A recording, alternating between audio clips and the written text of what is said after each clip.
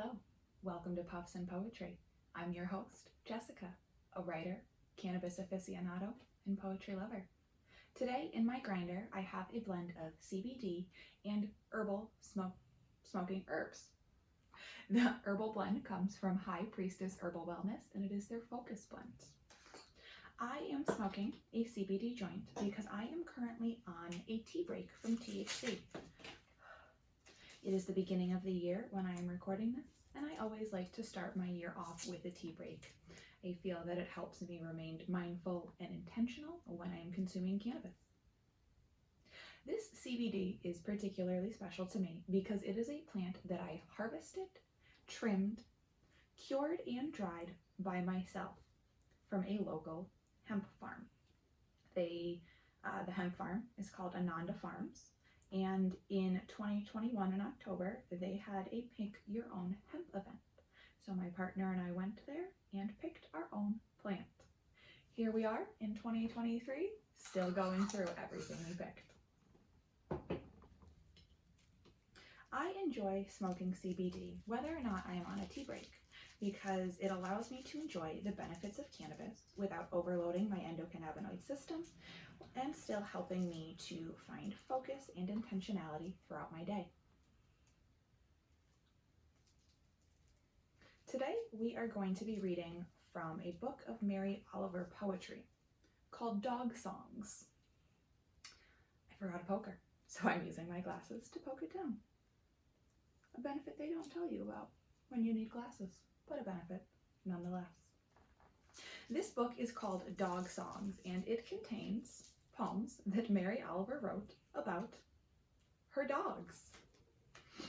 As many dog lovers know, oftentimes you can be spurred or inspired by your dog.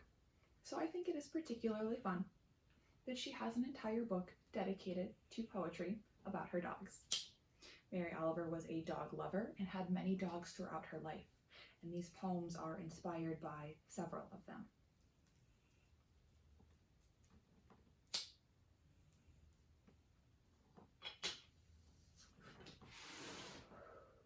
So let's get started. Dog Songs was published in 2013.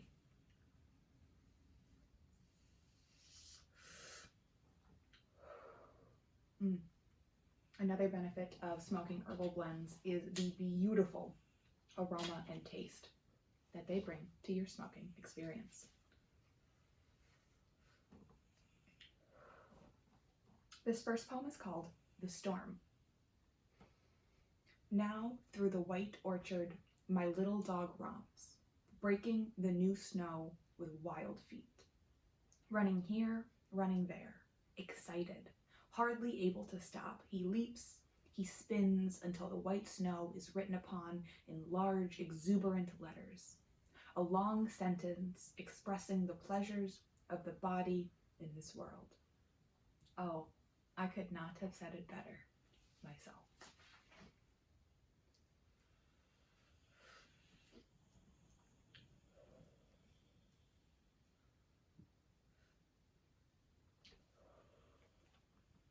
This next poem is called Little Dog's Rhapsody in the Night, parentheses, Percy 3.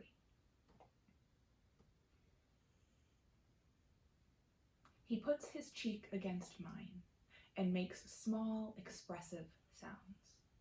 And when I'm awake, or awake enough, he turns upside down, his four paws in the air and his eyes dark and fervent. Tell me you love me, he says. Tell me again. Could there be a sweeter arrangement? Over and over, he gets to ask it. I get to tell. Almost dropped it. That would have been tragic, dropping a lit joint into my favorite book of poetry. I particularly love this poem because I too am a dog owner and have experienced this exact situation. Your dog crawling into your lap or your bed, begging for attention and affection, and the pleasure of giving them that affection. Their joy at receiving it, your joy at giving it.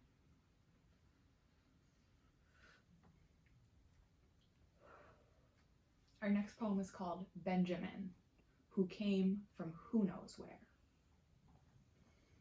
What shall I do? When I pick up the broom, he leaves the room. When I fuss with the kindling, he runs for the yard.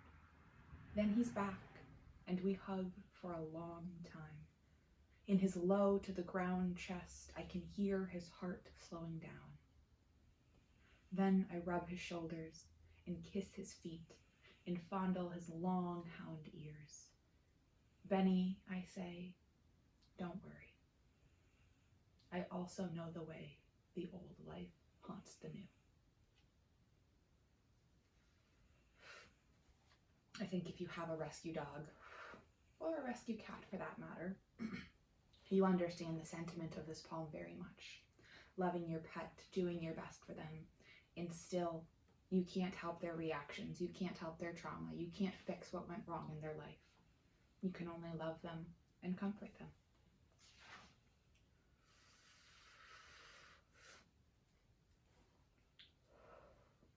This poem is called The Dog Has Run Off Again.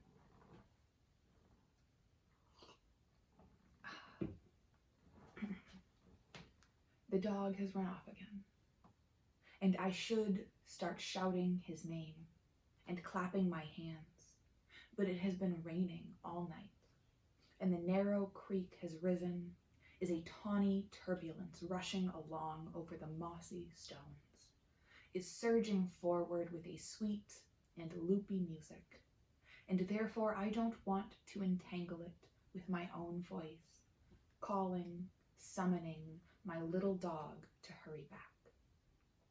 Look, the sunlight and the shadows are chasing each other. Listen how the wind swirls and leaps and dives up and down. Who am I to summon his hard and happy body, his 4 white feet that love to wheel and pedal through the dark leaves, to come back to walk by my side, obedient?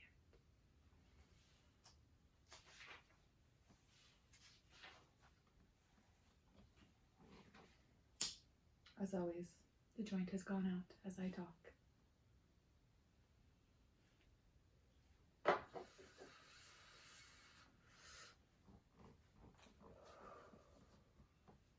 Such a beautiful taste from this herbal blend. I enjoy it so much.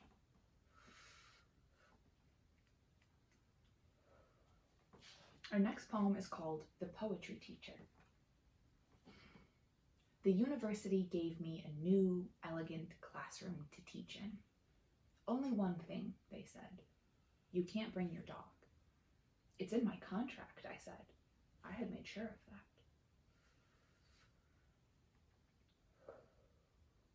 We bargained and I moved to an old classroom in an old building, propped the door open, kept a bowl of water in the room.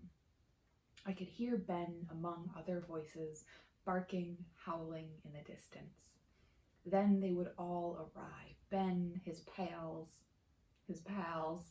maybe an unknown dog or two, all of them thirsty and happy.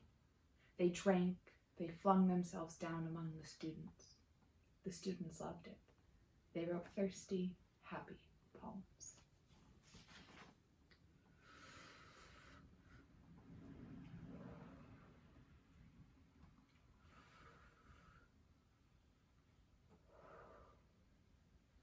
Our last poem today is called The First Time Percy Came Back. The first time Percy came back, he was not sailing on a cloud. He was lopping along the sand as though he had come a great way. Percy, I cried out and reached to him, those white curls.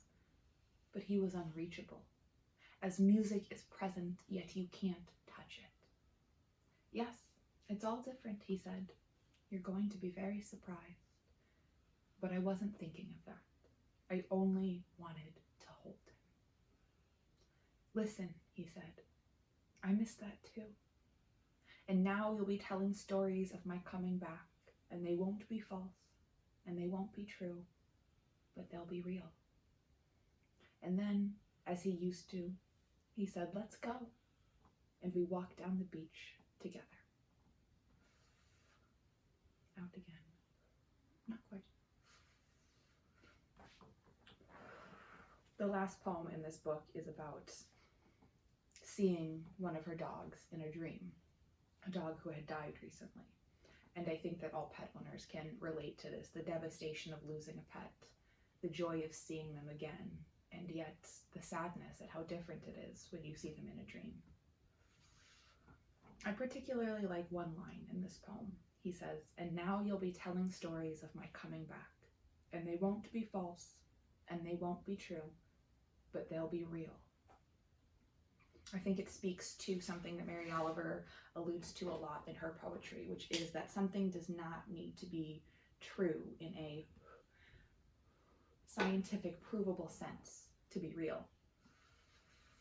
That nature, our consciousness in this universe, is broader and grander than we could have ever imagined. And that there is joy to be found in embracing that uncertainty.